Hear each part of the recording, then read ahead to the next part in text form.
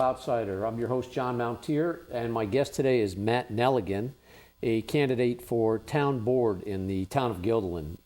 Welcome, Matt. Thanks for It's great being to with be us. here. It's great to be here, John. Thank you.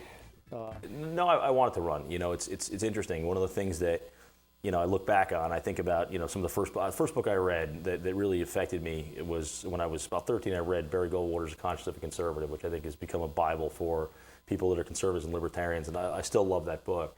And it really, you know, I said, wow, you know, look at what Goldwater was able to do. He didn't win. He wouldn't get elected president in '64, but he started a brush fire that's changed America in so many ways. And I was really inspired by that. I really wanted to be involved in public service. So, you know, whether it was teaching or the Hibernians or the Irish Fest, and I've always been involved in public service activities. And I said, you know what, we can make a difference this year. You know, in the town of Guilderland, we have a chance to be able to, I think, really fundamentally change in a positive way the way government's been operating.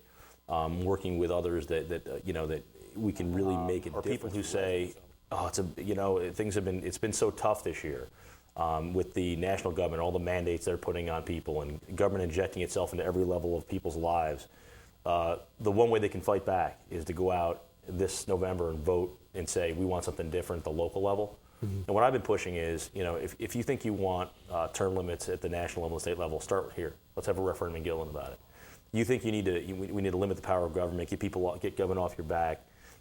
You know, let's start with overzealous zoning board bureaucrats. Let's start with that, and why they want to walk on your property and peek in your shed and wonder why you have a truck here. Mm-hmm. Stuff that really is unbelievable from my perspective. And you know, I think that's what people are just saying. Wow, we're going to start. I would say that, you know, I would watch, you know, I used to talk about this in class. I would watch the Planning Board. I watched the Zoning Board, and I would just be, I mean, I have to say that I would chuckle. But then I would say, what about the poor person who's up there who's trying to put that sign that's 1 foot longer in front of their business? What about that person who, you know, has invested literally hundreds of thousands of dollars in the development of a piece of property for something they really believe in, and they're being put through the ringer and put through a 6-7 year process?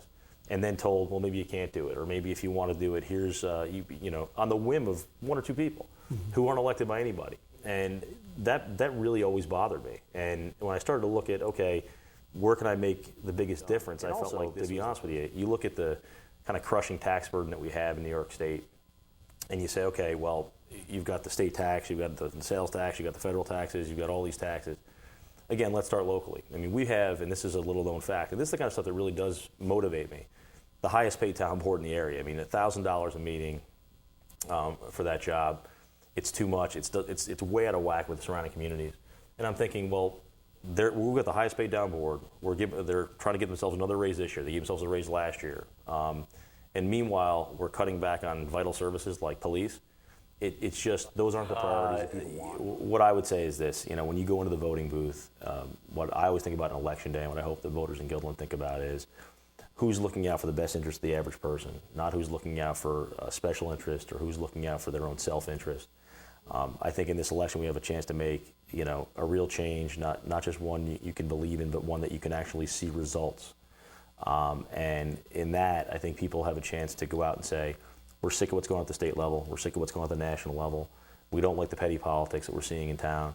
We're going to make a change this election season, and I really believe that people can do it. And I'll tell you what else, I'll be an accessible person. I'm kind of hard to miss, and I'll be ready to work with you. I'm getting the high sign. The high sign.